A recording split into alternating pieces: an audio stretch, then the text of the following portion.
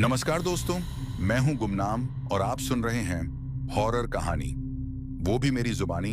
दोस्तों, आज की कहानी ट्रक ड्राइवर की है जिनका नाम अर्जुन राठौड़ है। तो चलिए अब यह कहानी अर्जुन राठौड़ के नजरिए से सुनते हैं। लेकिन उससे पहले आप लोग से एक शिकायत है। आप लोग स्टोरी को पूरा सुनते हैं लेकिन लाइक नहीं करते हैं। इस बार मैंने आप लोगों से बहुत उम्मीद लगाई है कि आप लोग अब की बार वीडियो को लाइक भी करेंगे और चैनल को सब्सक्राइब करके अपना सपोर्ट भी जरूर दिखाएंगे। तो अब ज्यादा समय नहीं लेते हैं, चलिए कहानी की शुरुआत करते हैं। मेरा नाम अर्जुन राठौड़ है और मैं राजस्थान के चित्तौड़गढ़ के पास एक छोटे से गांव का रहने वाला हूं। गांव में मिट्टी का पुराना घर, आंगन में नीम का पेड़ और शाम होते ही फैल जाने वाली शांति, वही मेरी पहचान है। मेरे पिताजी रिटायर्ड फौजी हैं, माँ घर संभालती हैं।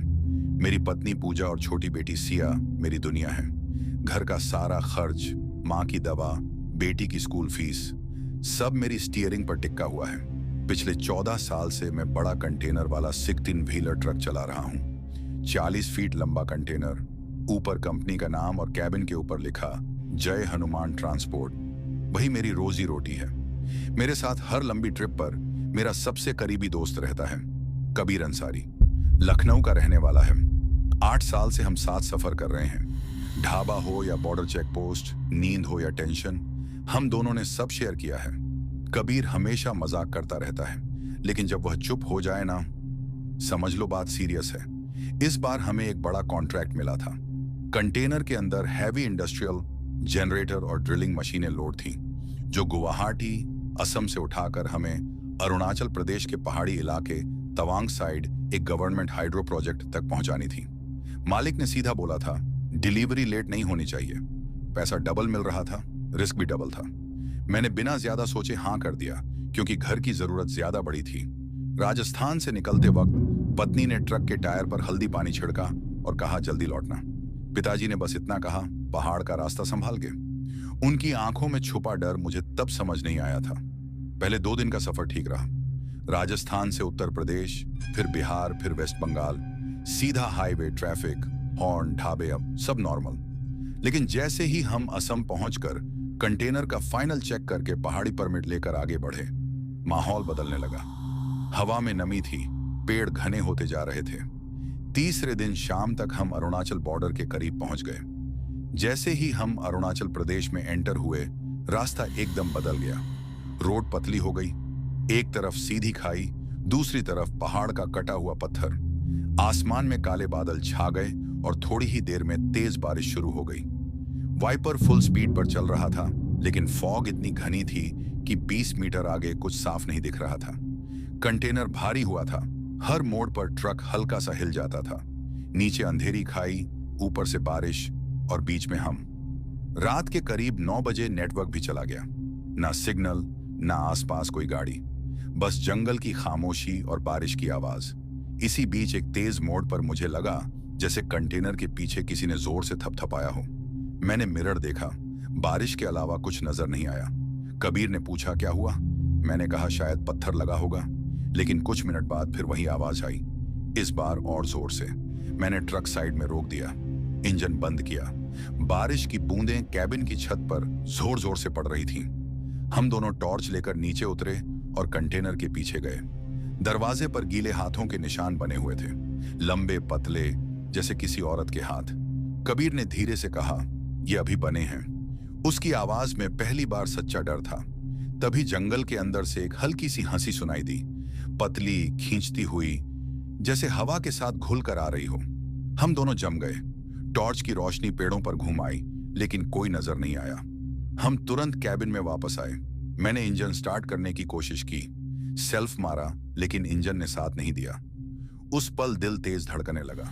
बाहर फॉग और घनी हो गई, लेकिन कबीर कहने लगा, क्या हुआ भाई अर्जुन, सब ठीक तो है ना? अब इस ट्रक को क्या हो गया? एक तो ये पहाड़ी रास्ता, ऊपर आसपास सिर्फ अंधेरा ही अंधेरा, और पता नहीं क्यों मुझे तो कुछ ठीक नहीं लग रहा है। मुझे ऐसा लग रहा है जैसे हम लोग फंसने वाले हैं। तभी मैं उसे चुप रहने को कहता हूं और दोबारा से स्टीयरिंग पकड़कर इंजन स्टार्ट करने की कोशिश करता हूं। लेकिन इस बार बड़ी मुश्किल से इंजन स्टार्ट हो जाता है और मैं ट्रक को चलाते हुए आगे बढ़ाने लगता हूं। और कबीर पॉकेट से सिगरेट की पैकेट निकालकर मजे में सिगरेट पीने लगता है और वो भी खामोश हो गया था और मैं भी खामोश। हम दोनों हमारे साथ हुई पीछे वाले रास्ते में उस घटना को अभी भुला भी नहीं पाए थे।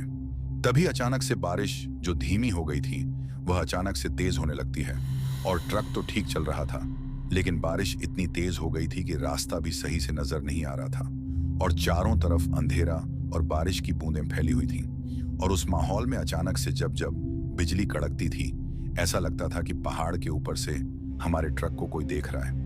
और अब मुझे भी डर लगने लगा था और कबीर भी जो सिगरेट पी रहा था वह अपने सिगरेट को बुझाकर फेंक देता है और चौकन्ना होकर सीट में सही से बैठ जाता है और मेरी तरफ देखकर कहता है, भाई बारिश तो काफी तेज हो गई है और ऐसे में तो पहाड़ी रास्ता और भी खतरनाक हो जाता है और हमारे एक तरफ खाई है तो दूसरी तरफ घना जंगल और रास्ता भी गीला हो गया है। ऐसे में चलना सही नहीं रहेगा, हमें थोड़ा रुक जाना चाहिए।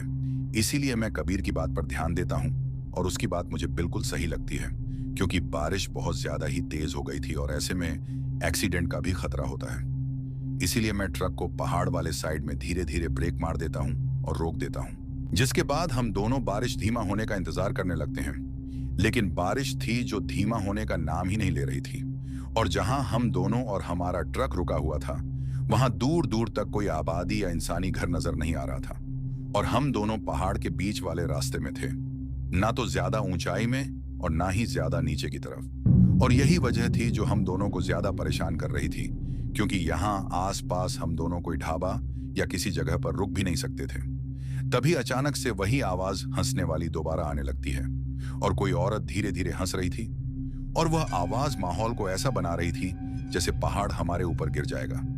लेकिन कबीर भी ऐसा एहसास दिलाता है जैसे कोई आवाज नहीं आ रही है और मैं भी सिचुएशन को कंट्रोल करने के लिए कबीर से बात करने लगता हूं और कहता हूं, बता कबीर, क्या इरादा है तेरा? तू शादी कब करेगा भाई? अब तो तू 30 साल का होने वाला है। लेकिन कबीर काफी सीरियस लग रहा था।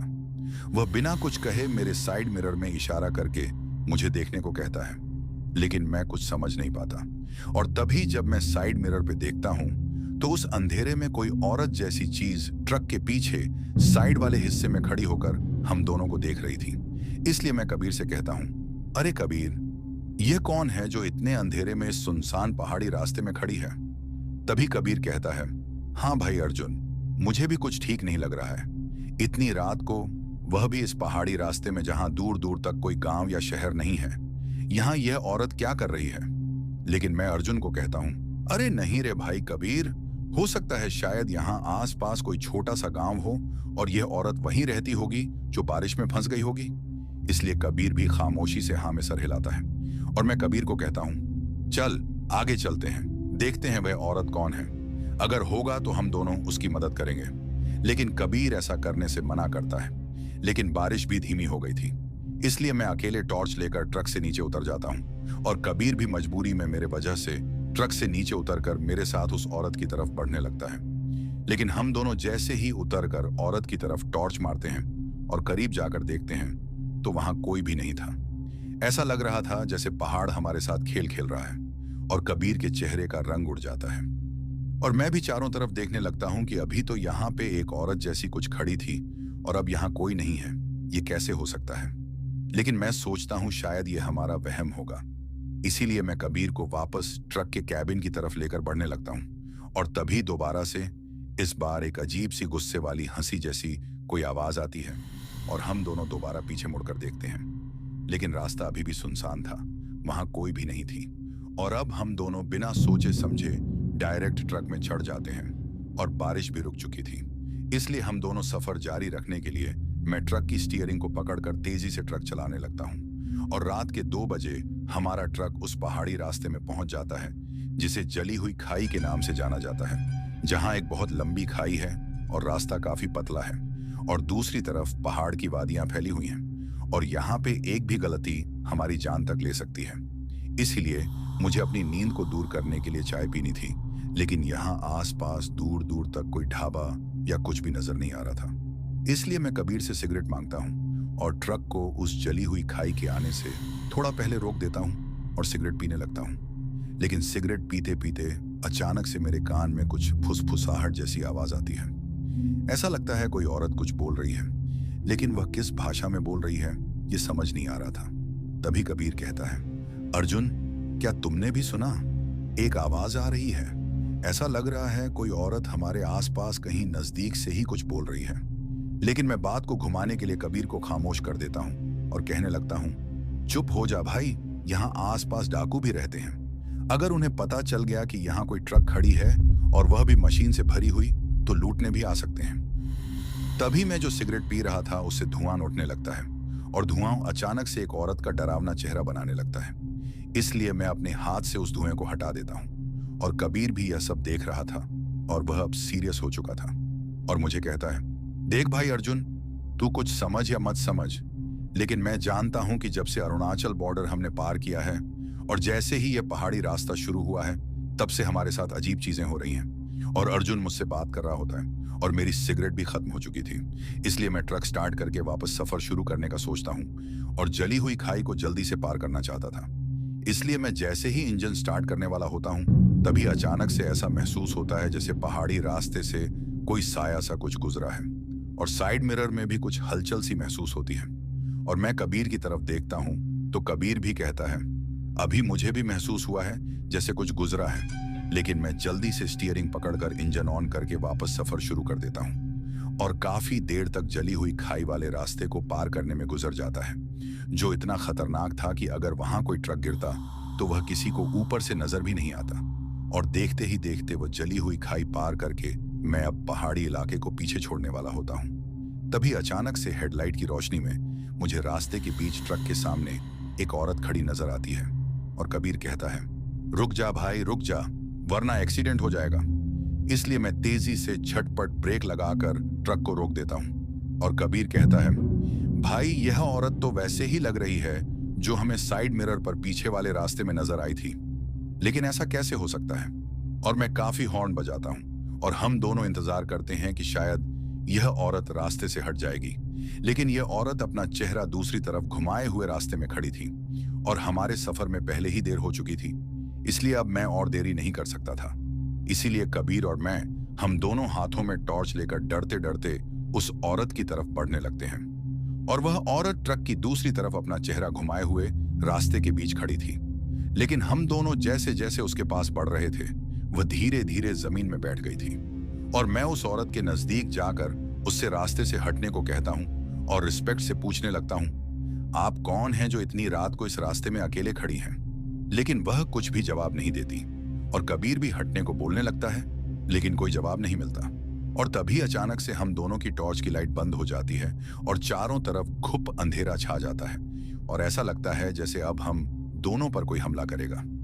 लेकिन मैं तेजी से अपना टॉर्च ऑन कर देता हूं और जैसे ही टॉर्च उस औरत पर पड़ती है, वह औरत अभी भी वहीं बैठी हुई होती है और कबीर का भी टॉर्च ऑन हो जाता है। और अब हम दोनों एक दूसरे की तरफ देखते हैं और हमारे चेहरे में साफ साफ परेशानी झलक रही थी, क्योंकि वह औरत कोई जवाब नहीं दे रही थी। इसलिए अब मैं मजबूरी में उस औरत के कंधे पर हाथ रखकर उसे कहने की कोशिश करता हूं और उसके कंधे पर हाथ रख देता हूं। तभी अचानक से वह औरत अपना चेहरा मोड़ती है और पीछे की तरफ घुमाती है और तब वह औरत का चेहरा सामने आता है, जिसकी आंखें गायब थीं और उसके मुंह का मांस गायब था। हड्डी और कंकाल नजर आ रहा था और उसका चेहरा जला हुआ लग रहा था। ऐसा लग रहा था जैसे कोई इंसान बरसों पहले मर चुका है और उसकी जिंदा लाश है, जिससे देखकर हमारे पैरों तले जमीन निकल जाती है। और कबीर कहता है, भाग अर्जुन भाग। इसलिए हम दोनों भागते भागते वापस ट्रक की तरफ तेजी से आ जाते हैं और ट्रक के कैबिन में बैठकर डर से कांपने लगते हैं। और मौसम बारिश का होने के कारण हम दोनों के माथे में पसीने का दरिया बह रहा था। और कबीर कहता है, भाई अब हम दोनों क्या करेंगे? अब हमें यहां से निकलना होगा। और तभी हमारी नजर वापस उस रास्ते पर जाती है जहां पर वह औरत बैठी हुई थी और हम दोनों देखते हैं कि वह औरत धीरे धीरे हमारे ट्रक की तरफ बढ़ने लगती है और मैं ट्रक को पीछे लेने लगता हूं। लेकिन पीछे खाई थी और कुछ भी होने का डर था, इसलिए मुझे कुछ समझ नहीं आता। तभी अचानक से ट्रक की हेडलाइट खुद ब खुद बंद हो जाती है और कबीर जोर जोर से कहने लगता है, अर्जुन ये क्या कर रहा है भाई? एक्सीडेंट करवाना चाहता है क्या? तूने हेडलाइट क्यों बंद कर दी? लेकिन मैं उसे बताता हूं कि हेडलाइट मैंने ऑफ नहीं की है और मैं तेजी से हेडलाइट चालू कर देता हूं और हम दोनों वापस सामने वाले रास्ते में देखने लगते हैं। लेकिन वहां पर अब की बार कोई औरत नहीं होती और चारों तरफ अंधेरा छाया होता है। इसलिए मैं तेजी से ट्रक भगाते हुए इस पहाड़ी रास्ते को पार कर देता हूं और हम दोनों काफी ज्यादा डर चुके थे। इसलिए मैं पहाड़ी इलाके को पार करने के बाद जैसे ही ढाबा नजर आता है वहां पे ढाबा रोक देता हूं और रात के 3 बजे ढाबा वाले चाचा जी हम दोनों को उस पहाड़ी इलाके से आते हुए देखकर हम दोनों से बात करने लगते हैं और पूछते हैं। तो कबीर उन्हें सारी बात बताता है, जिसे सुनकर चाचा जी नोचारा पीने पड़ जाते हैं। इसलिए चाचा जी हम दोनों को बताते हैं कि वह यक्षिणी है और अब तुम दोनों को वह नहीं छोड़ेगी। तुम्हें उसके कंधे पर हाथ नहीं रखना चाहिए था। ढाबे के बाहर ट्रक रोकने के बाद मेरी हालत ऐसी थी जैसे जान अभी भी पहाड़ी रास्ते में अटकी हो। रात के करीब 3 बज रहे थे। बारिश अब हल्की बूंदों में बदल चुकी थी। ढाबा छोटा सा था, टिन की छत, एक मिट्टी का चूल्हा और एक पुरानी सी लालटेन जिसमें हल्की पीली रोशनी जल रही थी। ढाबा वाले चाचा जी ने हमें देखा तो पहले ही समझ गए कि हम सिर्फ थके हुए ड्राइवर नहीं, डर के मारे भागे हुए लोग हैं। उन्होंने हमें बैठने को कहा, गरम चाय सामने रखी। कबीर ने बिना रुके सारी बात उन्हें बता दी। पहाड़, साइड मिरर वाली औरत, जली हुई खाई, टॉर्च बंद होना और सबसे बड़ा गुनाह मेरा उसके कंधे पर हाथ रखना।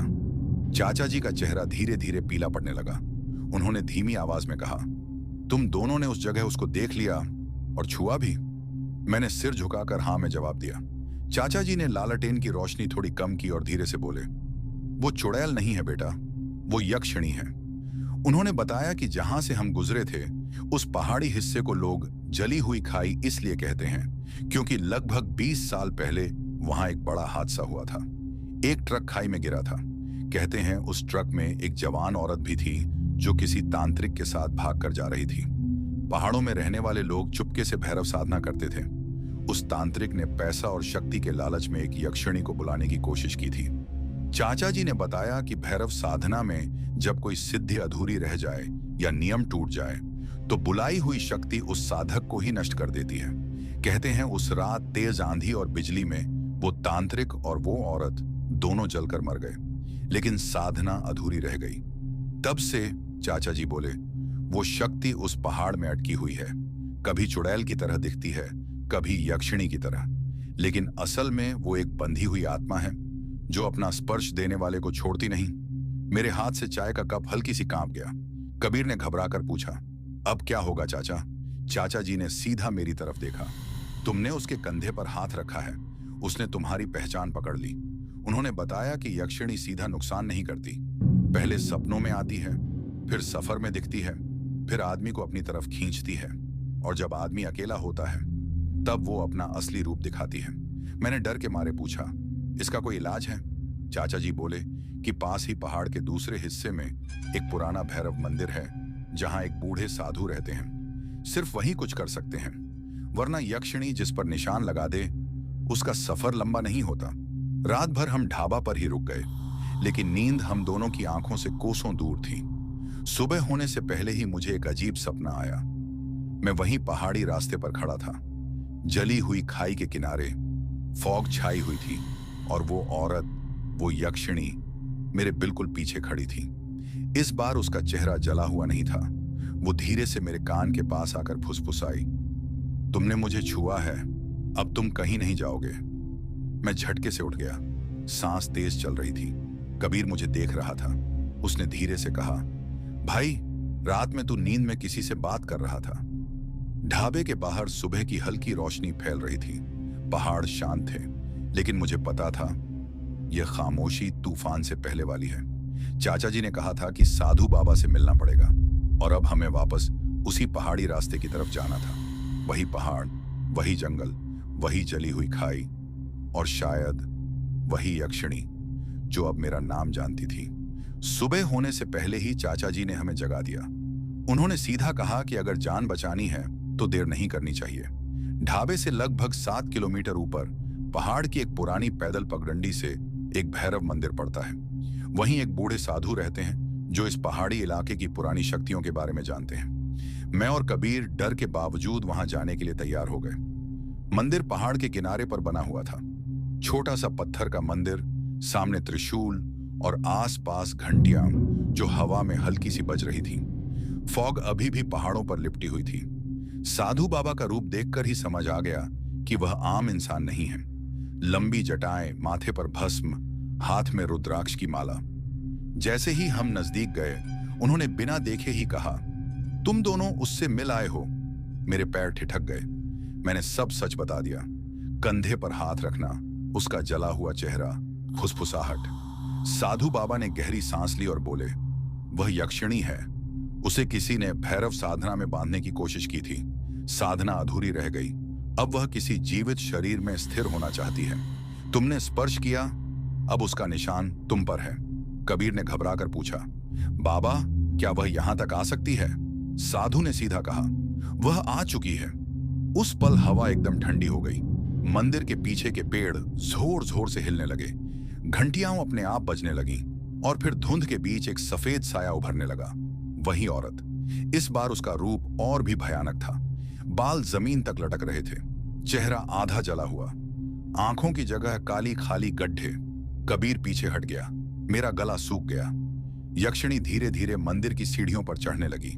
साधु बाबा ने तुरंत अपनी कमंडल से पानी निकाला और मंत्र उच्चारण शुरू कर दिया। उनकी आवाज गहरी और तेज होती गई। उन्होंने त्रिशूल जमीन में गाड़ दिया और एक चक्राकार रेखा खींच दी। जैसे ही यक्षिणी उस रेखा के करीब आई, उसने एक तेज चीख मारी। हवा आंधी बन गई। मंदिर की दीवारें कांपने लगीं। कबीर ने आंखें बंद करके नाम जपना शुरू कर दिया। यक्षिणी ने अपना हाथ मेरी तरफ बढ़ाया, जैसे मुझे खींचना चाहती हो। साधु बाबा जोर से मंत्र पढ़ते हुए आगे बढ़े और भस्म उस पर फेंक दी। एक पल के लिए वह रुक गई। उसका रूप हिलने लगा, जैसे धुआं टूट रहा हो। फिर एक भयानक चीख के साथ वह धुंध में गायब हो गई। सब कुछ शांत हो गया, लेकिन साधु बाबा जमीन पर बैठ गए। सांस तेज चल रही थी। उन्होंने कहा, मैं उसे सिर्फ कुछ समय के लिए रोक सका हूं। भगा दिया है, लेकिन बंधन तोड़ा नहीं। वह वापस आएगी। मैंने घबरा कर पूछा, अब क्या करना होगा? साधु बाबा ने धीरे से कहा, अब तुम्हें काली विद्या का प्रयोग करना होगा। रक्षा के लिए यह शुद्ध भक्ति नहीं, बलिदान और संकल्प मांगती है। आज रात अमावस्या से पहले तुम्हें उसी जली हुई खाई के पास एक विशेष क्रिया करनी होगी। कबीर ने पूछा, कैसी क्रिया? साधु बोले, एक रक्षा चक्र बनाना होगा। काले तिल, सरसों का तेल, लाल कपड़ा और मिट्टी वहीं की खाई की। तुम दोनों को चक्र के अंदर बैठकर भैरव मंत्र का जाप करना होगा। अगर तुम्हारा मन एक पल को भी डरा तो वह चक्र टूट जाएगा। मैं चुप था। साधु ने आखिरी बात कही, याद रखना, जब क्रिया शुरू होगी वह तुम्हें रोकेगी।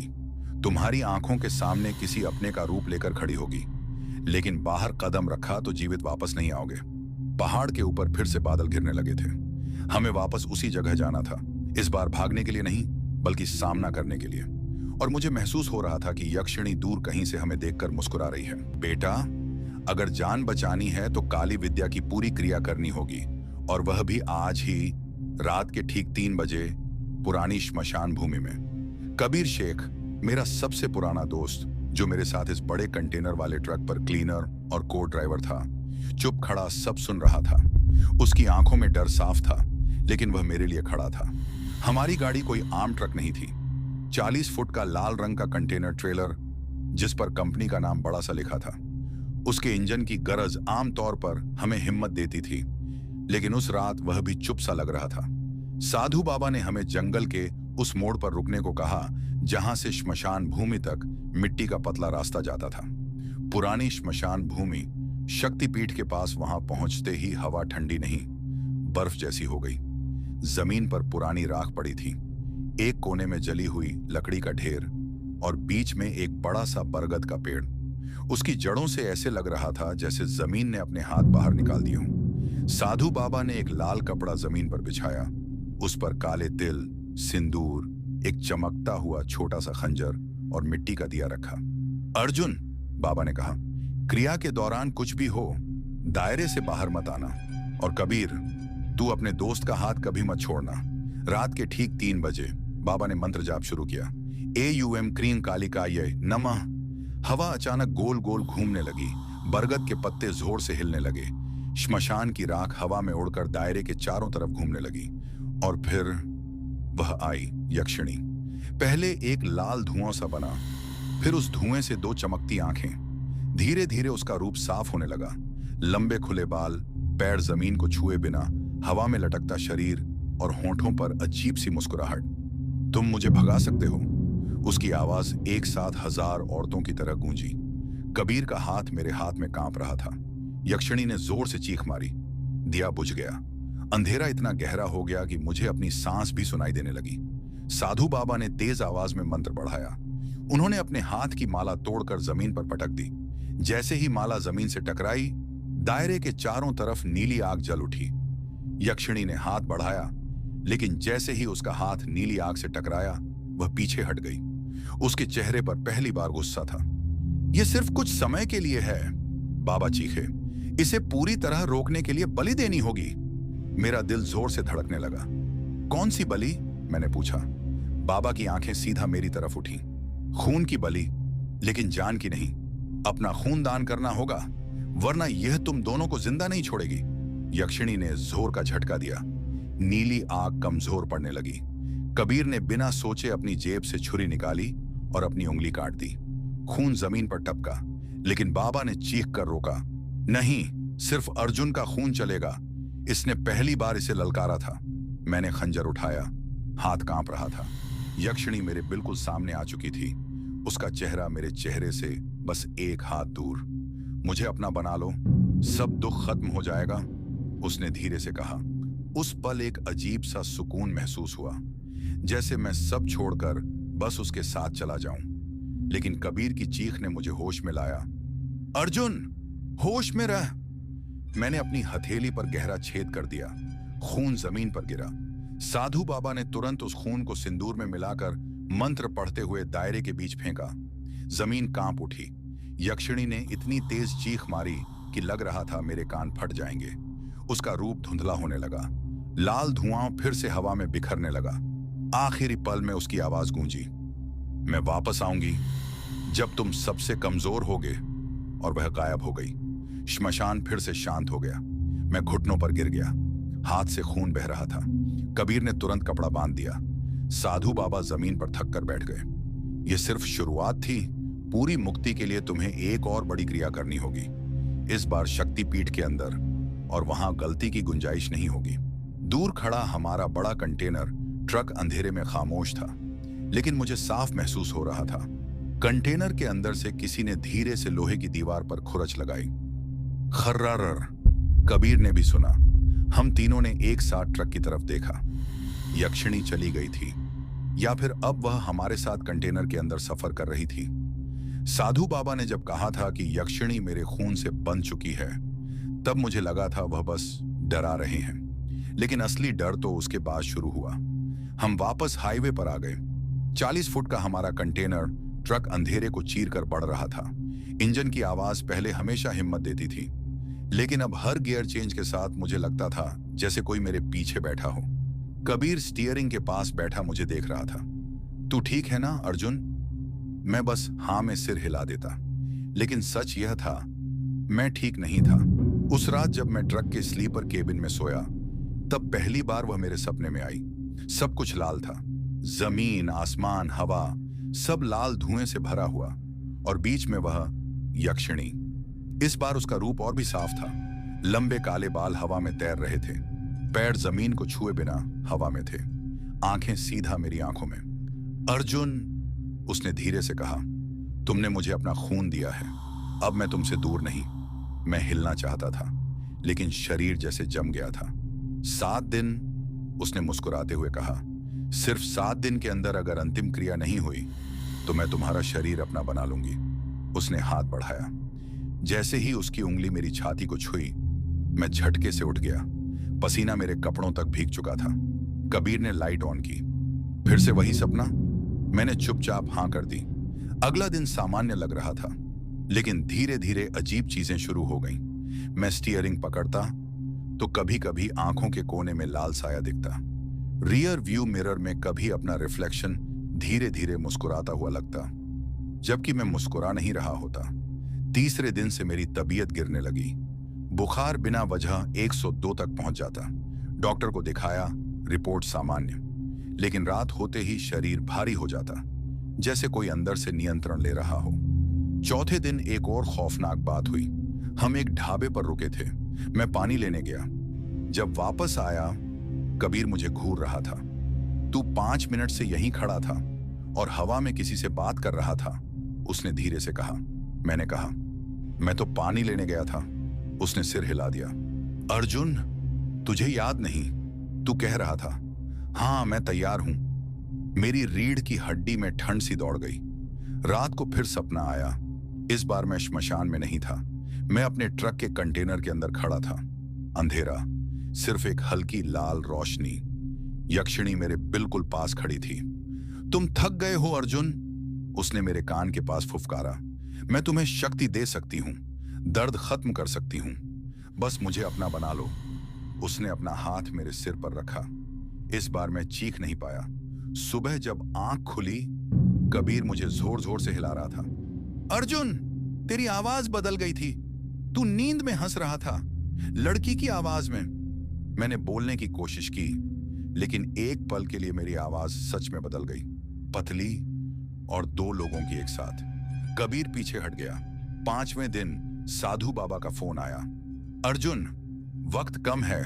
उसने तुम्हारे मन पर पकड़ बना ली है। 7 दिन के बाद वह पूरी तरह तुम्हारे शरीर में प्रवेश कर सकती है। उस दिन तुम्हारी आंखें लाल हो जाएंगी और तुम्हें होश नहीं रहेगा। बचने का तरीका? मैंने मुश्किल से पूछा। अंतिम क्रिया शक्ति पीठ के गर्भगृह में होगी, लेकिन याद रखना, अगर क्रिया के दौरान तुमने उसकी आवाज पर ध्यान दिया तो सब खत्म। 6ठा दिन सबसे खतरनाक था। मुझे अपनी ही सोच पर भरोसा नहीं रहा। कभी कभी लगता मैं ठीक हूं, फिर अचानक किसी का गुस्सा बिना वजह उभर आता। स्टीयरिंग इतनी जोर से पकड़ता कि उंगलियों से खून निकल आए। रात को मैं नींद में उठकर कंटेनर के दरवाजे तक चला गया। कबीर ने रोक लिया। तू ताला खोल रहा था, वह चीखा। मुझे याद ही नहीं था। 7वें दिन की रात, बुखार 104, आंखों के सामने सब लाल। मिरर में देखा, एक पल के लिए मेरी आंखें सच में लाल चमकी और फिर मुझे उसकी आवाज बिना सपने के सुनाई दी। बस कुछ घंटे और अर्जुन। कबीर ने तुरंत ट्रक घुमाया। हम सीधा शक्तिपीठ की तरफ बढ़ रहे थे। रात के 1:30 बज रहे थे। मेरा शरीर कभी हल्का, कभी भारी, कभी लगता मैं नियंत्रण में हूं, कभी लगता स्टीयरिंग कोई और चला रहा है। शक्तिपीठ बस 40 किलोमीटर दूर था, लेकिन हर किलोमीटर के साथ मेरी सांसें तेज हो रही थीं। अचानक स्टीयरिंग मेरे हाथ से खींचने लगा। मेरे होंठों पर बिना मर्जी के मुस्कान आई और मेरे मुंह से धीरे से निकला, अब देर हो चुकी है। कबीर ने डरा हुआ मुझे देखा। हाईवे पर ट्रक 80 की स्पीड से दौड़ रहा था और मैं, या शायद वह, अब नियंत्रण में कौन था मुझे खुद नहीं पता। और उस रात जब कबीर ने कंटेनर का दरवाजा तोड़ा, तब मुझे समझ आ गया था कि कहानी अब रुकने वाली नहीं। लाल रोशनी कंटेनर के अंदर से फूटकर सीधा बरगद के पेड़ तक पहुंच रही थी। हवा उल्टा घूम रही थी, जैसे जंगल की सांसें भी पीछे चल पड़ी हों। यक्षिणी ने गुस्से में चीख मारी। उसका हाथ अब भी मेरे सीने पर था, लेकिन उसकी पकड़ ढीली पड़ने लगी। कबीर कंटेनर के अंदर खड़ा था। उसके चेहरे पर लाल रोशनी पड़ रही थी। उसने अंदर से चीख कर कहा, अर्जुन, यहां एक मूर्ति है, लाल पत्थर की, आंखें बिल्कुल उसकी जैसी। मेरे दिमाग में बिजली सी चमकी। शायद वही उसकी शक्ति का स्रोत था। यक्षिणी का रूप हिलने लगा। उसके बाल हवा में और तेज उड़ने लगे। उसे छूना मत, उसने दहाड़ कर कहा। लेकिन कबीर रुकने वाला नहीं था। मैं अंदर से पूरी ताकत लगा रहा था। एक पल के लिए मेरी उंगलियां हिलने लगीं। मैंने यक्षिणी का हाथ झटका और जमीन पर गिर पड़ा। उसने मुझे घूरा। तुम मुझे धोखा दोगे अर्जुन? मेरे मुंह से आवाज निकली, इस बार मेरी अपनी, मैं तेरा नहीं हूं। कबीर ने मूर्ति को दोनों हाथों से पकड़ा। वह लगभग 2 फुट लंबी थी। लाल पत्थर पर अजीब सी लिखावट। आंखें छोटी सी खोह में चमक रही थीं, जैसे अंदर से आग जल रही हो। जैसे ही उसने मूर्ति को उठाया, यक्षिणी ने अपना रूप बदल लिया। उसका खूबसूरत चेहरा विकृत हो गया।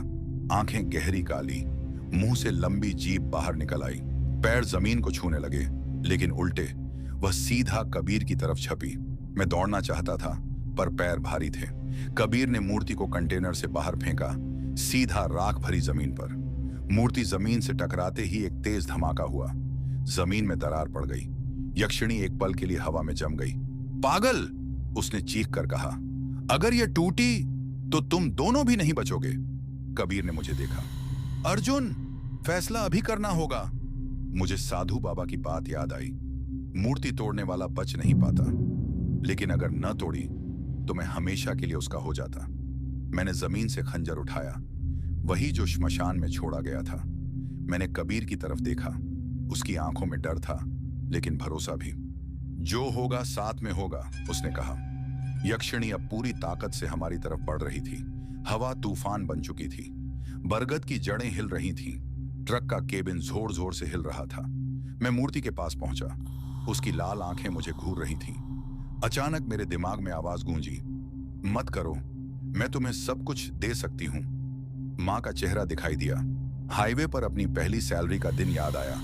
कबीर के साथ हंसी मजाक, फिर सब धीरे धीरे लाल होने लगा। मैंने अपने कान बंद किए। यह सब झूठ है, मैंने चीख कर कहा, और पूरी ताकत से खंजर मूर्ति पर दे मारा। एक तेज चमक हुई। आंखों के सामने सफेद रोशनी छा गई। यक्षिणी ने इतनी भयानक चीख मारी कि जंगल के पक्षी रात में ही उड़ गए। मूर्ति में दरार पड़ गई, लेकिन पूरी नहीं टूटी। मेरी छाती में तेज जलन हुई, जैसे कोई अंदर से दिल को दबा रहा हो। कबीर ने बिना सोचे मूर्ति को उठाया और पास पड़े बड़े पत्थर पर जोर से दे मारा। इस बार मूर्ति 2 टुकड़ों में टूट गई। उस पल समय रुक गया। लाल धुआं हवा में घुला, फिर धीरे धीरे खत्म होने लगा। यक्षिणी का रूप हिलने लगा, फिर धुंधला, फिर सिर्फ एक साया। उसने आखिरी बार मुझे देखा। आंखों में गुस्सा नहीं, अजीब सी शांति थी। रिश्ता टूट गया, लेकिन दाग रह गया, उसने धीरे से कहा, और वह हवा में बिखर गई। जंगल शांत हो गया। हवा रुक गई। मैं घुटनों के बल गिर गया। कबीर मेरे पास दौड़ा। अर्जुन, ठीक है? मैंने बोलने की कोशिश की, लेकिन मुंह से सिर्फ हल्की सी सांस निकली। छाती की जलन धीरे धीरे कम हो रही थी। दूर ट्रक का इंजन अपने आप स्टार्ट हो गया। हेडलाइट्स जल उठी, जैसे कुछ हुआ ही ना हो। सुबह की पहली रोशनी पेड़ों के बीच से आ रही थी। सब खत्म हो चुका था, या शायद सिर्फ एक अधूरा हिसाब बाकी रह गया था। क्योंकि जब मैं ट्रक में वापस बैठा और रियर व्यू मिरर में देखा, एक पल के लिए मेरी आंखें बिल्कुल सामान्य थीं, फिर सिर्फ 1 सेकंड के लिए लाल चमकी, और फिर सब ठीक। कबीर ने कुछ नोटिस नहीं किया, लेकिन मुझे पता था रिश्ता टूट गया होगा, पर निशान अब भी मेरे अंदर जिंदा है, और कहानी शायद अभी पूरी नहीं हुई।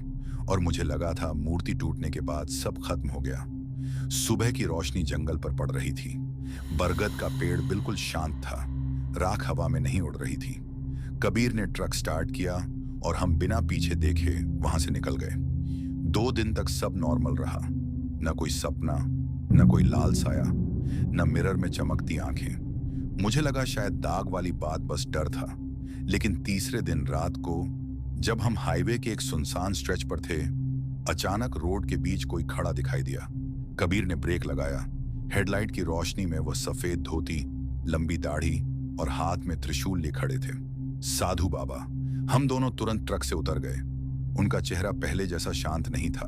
आंखें भारी, जैसे कई रातों से सोए ना हों। बाबा, सब खत्म हो गया ना? मैंने पूछा। उन्होंने सीधा मेरी आंखों में देखा। तुमने मूर्ति तोड़कर बहुत बड़ी गलती की अर्जुन। मेरे पैरों तले जमीन खिसक गई। लेकिन आपने ही तो। मैंने कहा था मूर्ति स्रोत है, पर स्रोत को तोड़ने से शक्ति मिटती नहीं, मुक्त हो जाती है। हवा ठंडी हो गई। कबीर ने धीरे से पूछा, मतलब? बाबा ने आसपास के जंगल की तरफ इशारा किया। पहले वह एक बिंदु में बंद थी, अब वह हवा में है, पेड़ों में है, मिट्टी में है। अब यक्षिणी किसी एक शरीर में प्रवेश नहीं करेगी। वह पूरे इलाके को अपना वाहन बना सकती है। मेरे गले में सूखापन आ गया। जैसे ही बाबा ने यह कहा, दूर जंगल के अंधेरे में एक साथ कई लाल चमक उठी। 1 नहीं, 2 नहीं, कम से कम 10, जैसे कई आंखें पेड़ों के बीच से हमें देख रही हों। कबीर ने फुसफुसाया, यह पहले तो एक ही थी। बाबा ने मंत्र जपना शुरू किया। समय बहुत कम है।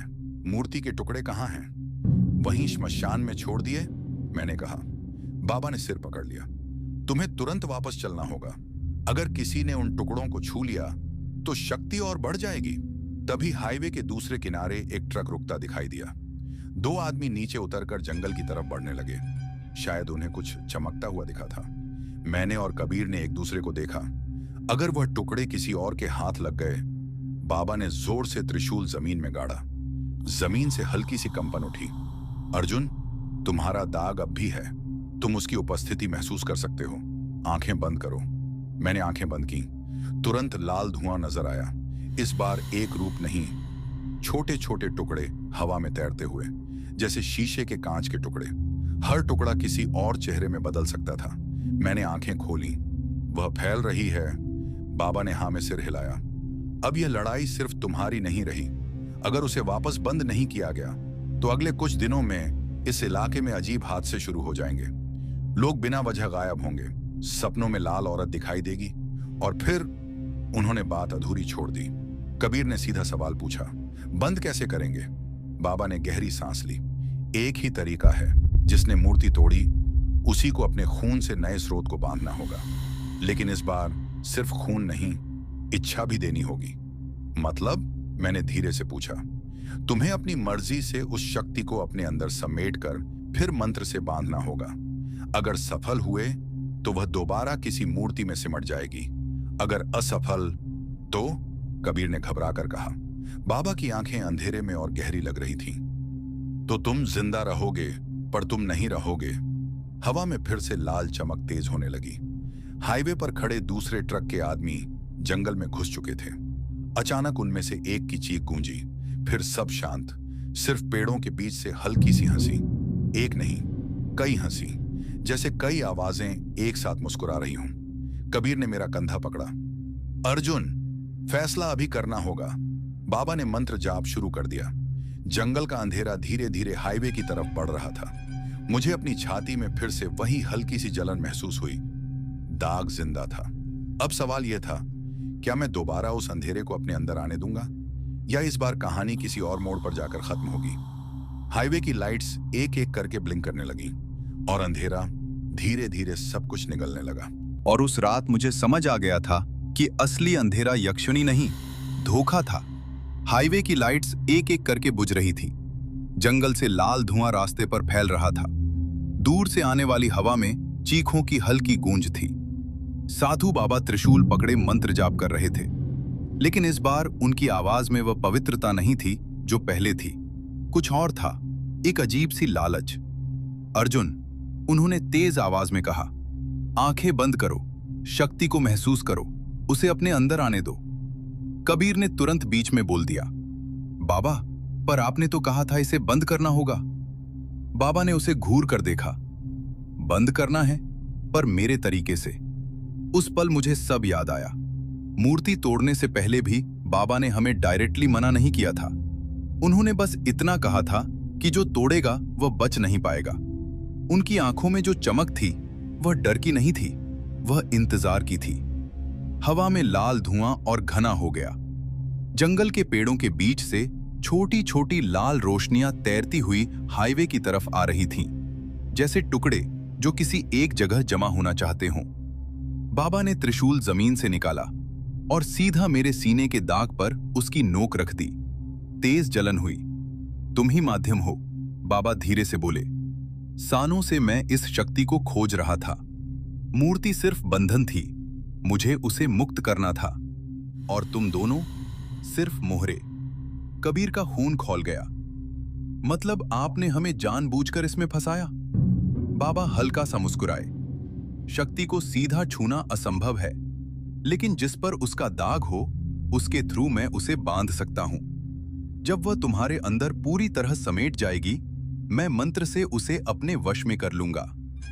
मेरा गला सूख गया। फिर मेरा क्या होगा? बाबा की आंखें अंधेरे में चमकी। तुम जिंदा रहोगे, लेकिन खाली, एक खोखला शरीर। कबीर ने बिना सोचे बाबा को धक्का दिया। अर्जुन भाग, वह चीखा। लेकिन देर हो चुकी थी। लाल धुआं मेरे चारों तरफ घूमने लगा।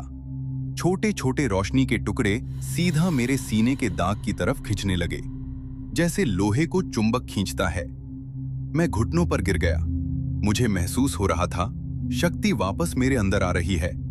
लेकिन इस बार यक्षिणी का रूप एक नहीं था, कई चेहरे, कई हंसी, कई आवाजें।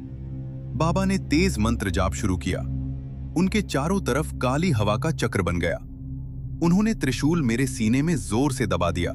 खून निकल पड़ा। अब बाबा चीखे, समेट लो उसे। मैं अंदर से टूट रहा था, लेकिन उस पल मुझे यक्षिणी की आखिरी बात याद आई। दाग रह गया। दाग सिर्फ निशान नहीं था, वह दरवाजा था, और दरवाजा दोनों तरफ खुलता है। मैंने आंखें बंद की। शक्ति को रोकने के बजाय मैंने उसे और तेज खींचना शुरू किया। सब लाल रोशनी सीधा मेरे अंदर समाने लगी। बाबा के चेहरे पर जीत की मुस्कान आ गई। बस अब मंत्र से मैं उनकी बात अधूरी रह गई। मैंने आंखें खोली। इस बार लाल नहीं, काली, गहरी काली। बाबा एक पल के लिए हिचकिचा गए। ये क्या? मेरे मुंह से आवाज निकली, लेकिन वह यक्षिणी की नहीं थी। वह कई आवाजों का संगम थी। बंधन तोड़ने वाले कभी मालिक नहीं बनते। अचानक हवा का चक्र उल्टा घूम गया। बाबा का त्रिशूल उनके हाथ से छूटकर जमीन पर गिर गया। लाल धुआं जो मेरे अंदर जा रहा था, उसका एक हिस्सा अचानक पलटकर बाबा की तरफ बढ़ा। उन्होंने मंत्र तेज किया, लेकिन देर हो चुकी थी। लाल और काली रोशनी का गोला उन्हें घेरने लगा। उनकी चीख रात में गूंज उठी। कबीर ने डर के मारे मुझे देखा। अर्जुन, तू कंट्रोल में है ना? मुझे खुद नहीं पता था। बाबा जमीन पर गिर चुके थे। उनका शरीर कांप रहा था। लाल धुआं धीरे धीरे कम होने लगा। हाईवे की लाइट्स वापस जलने लगी। जंगल शांत हो गया। मैं धीरे से खड़ा हुआ। सीने का दाग अब जल नहीं रहा था, लेकिन ठंडा भी ना साया। मैटर खत्म। मैंने बाबा की तरफ देखा। वो जिंदा थे, लेकिन उनकी आंखें खुली रहकर भी खाली थी, जैसे अंदर से सब कुछ निकल गया हो। दूर जंगल में एक हल्की सी हंसी गूंजी। एक नहीं, बस एक, और फिर शांत। कबीर ने धीरे से कहा, अर्जुन, तेरे अंदर अब क्या है? मैंने जवाब नहीं दिया, क्योंकि मुझे सच में पता नहीं था मैंने शक्ति को रोका है या मैं खुद नया बंधन बन गया हूं। हाईवे पर सुबह की पहली रोशनी फैलने लगी थी, लेकिन मेरे अंदर रात अभी खत्म नहीं हुई थी। कबीर ने बाबा को हिलाया, उठो बाबा उठो। लेकिन वो बस सांस ले रहे थे, आंखें खुली पर बिल्कुल खाली, जैसे किसी ने उनके अंदर का पूरा अस्तित्व निकालकर फेंक दिया हो। मैं अपने हाथ देख रहा था। उंगलियों के बीच हल्की सी काली धुंध तैर रही थी, सिर्फ मुझे दिख रही थी। कबीर को कुछ नजर नहीं आ रहा था। अर्जुन, चल यहां से निकलते हैं, कबीर ने कहा। हमने बाबा को गाड़ी के पीछे लिटा दिया। हाईवे अब नॉर्मल लग रहा था। लाइट्स जल चुकी थीं। ट्रैफिक धीरे धीरे बढ़ रहा था। लेकिन जंगल के किनारे से गुजरते वक्त मुझे एक पल के लिए वही लाल रोशनी फिर चमकती दिखी। बस एक पल। मैंने नजर हटा ली। शहर लौटने के बाद सब कुछ बाहर से ठीक था। कबीर ने कहा, सब खत्म हो गया। बाबा एक मेंटल हॉस्पिटल में एडमिट कर दिए गए। डॉक्टर्स ने कहा, सीवियर शॉक, माइंड ब्लैंक हो गया है। लेकिन रात को जब मैं अकेला होता, मुझे अपने सीने का दाग धड़कता महसूस होता। धक धक धक, जैसे दूसरा दिल हो। कभी कभी मिरर में खुद को देखता तो आंखों के कोने में एक पल के लिए लाल चमक दिख जाती। फिर सब नॉर्मल। एक हफ्ते बाद कबीर ने मुझे कॉल किया। उसकी आवाज कांप रही थी। अर्जुन, बाबा मर गए। मेरे हाथ ठंडे पड़ गए। कैसे? डॉक्टर्स बोल रहे हैं हार्ट फेलियर, पर उसने थोड़ा रुक कर कहा, उनकी बॉडी बिल्कुल सूख चुकी थी, जैसे अंदर से खून ही नहीं था। मैंने फोन काट दिया। उस रात मैं सो नहीं पाया। रात के करीब 3 बजे मेरा कमरा ठंडा होने लगा। खिड़की बंद थी, फिर भी हवा चल रही थी।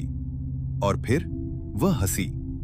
इस बार दूर जंगल से नहीं, मेरे बिल्कुल पीछे से। मैं धीरे से मुड़ा। कोई नहीं था, लेकिन मिरर में मेरा रिफ्लेक्शन सीधा खड़ा नहीं था। वो थोड़ा सा झुककर मुस्कुरा रहा था। मेरे होंठ सीधे थे, पर रिफ्लेक्शन के होंठ हल्की सी टेढ़ी मुस्कान में बदल गए। और उसकी आंखें काली नहीं, गहरी लाल। उसने बिना आवाज के होंठों से कहा, बंधन बदल गया है। मिरर 1 सेकंड के लिए अंधेरा हो गया। फिर सब नॉर्मल। मैं पसीने में भीग चुका था। अगले दिन से चीजें बदलने लगी। लोग मेरे पास आते और बेचैन हो जाते। एक आदमी जो ऑफिस में मुझे पसंद नहीं करता था, 3 दिन बाद बिना वजह सुसाइड कर गया। कबीर ने मुझसे मिलना कम कर दिया। वो कहता था मेरे आसपास उसे घुटन होती है। एक रात वो मेरे घर आया। उसकी आंखों में डर था। अर्जुन, सच बता, तेरे अंदर अब भी वो है ना? मैं चुप रहा। उसने गुस्से में कहा, तू कंट्रोल में नहीं है, मैं देख सकता हूं। तेरी शैडो वो अलग चलती है। मैंने नीचे देखा। जमीन पर मेरी शैडो थी और उसके साथ एक और। कबीर ने पीछे हटने की कोशिश की। तभी कमरे की लाइट बुझ गई। अंधेरा, सिर्फ उसकी चीख, अर्जुन। फिर एक जोर का धर से गिरने की आवाज। लाइट वापस आई। कबीर जमीन पर पड़ा था, आंखें खुली हुई, बिल्कुल बाबा की तरह, खाली। मेरा गला बंद हो गया। मैं उसके पास बैठा, उसका नाम लिया। कोई जवाब नहीं। मिरर की तरफ देखा। इस बार रिफ्लेक्शन अकेला नहीं था। मेरे पीछे एक धुंधला सा और रूप खड़ा था। लंबे बाल, टेढ़ी मुस्कुराहट, यक्षिणी। लेकिन उसका हाथ मेरे कंधे पर था, जैसे मालिक का नहीं, साथी का। उसने धीरे से कहा, तुमने मुझे रोका नहीं, तुमने मुझे घर दिया। मुझे तब समझ आया, मैंने उसे एब्जॉर्ब नहीं किया था, मैंने उसे आजाद नहीं किया था। मैं सिर्फ नया स्थान बन गया था। अब जंगल की जरूरत नहीं थी, हाईवे की जरूरत नहीं थी, मूर्ति की जरूरत नहीं थी। बंधन चलकर शहर आ गया था। और जब मैं उस रात छत पर खड़ा था, नीचे शहर की हजारों लाइट्स देखते हुए, मुझे एक अजीब सी भूख महसूस हुई। लाल रोशनी धीरे धीरे मेरे सीने से बाहर निकलकर हवा में घुलने लगी। नीचे रास्ते पर लोग चल रहे थे, बिना जाने। मिरर के बिना भी अब मुझे पता था, मेरी आंखें लाल हो चुकी हैं। और दूर कहीं एक नई चीख गूंजी। कहानी यहीं खत्म नहीं होती, क्योंकि अगर कभी रात को आपको लगे कि आपकी शैडो आपसे एक कदम पीछे नहीं, एक कदम आगे चल रही है, तो शायद बंधन फिर से बदल चुका हो। और इस बार शायद मैं आपके शहर में हूं। तो मेरे प्यारे दोस्तों, आज की यह डरावनी और सच्ची कहानी यहीं खत्म होती है। मैं इस चैनल पर आप लोगों के लिए हर दिन एक अनोखी और सच्ची ट्रक ड्राइवर की आप बीती कहानी लेकर आता हूं। लेकिन आपसे एक छोटी सी रिक्वेस्ट है, कृपया हमें सपोर्ट करने के लिए इस वीडियो को लाइक करें और चैनल को सब्सक्राइब जरूर करें। और अगर आप चाहते हैं कि आपका नाम अगले वीडियो में अनाउंस किया जाए, तो इस वीडियो के कमेंट सेक्शन में अपना नाम लिखना बिल्कुल न भूलें। तो अब मिलते हैं अगले वीडियो में एक नई और भी डरावनी कहानी के साथ। तब तक के लिए अलविदा।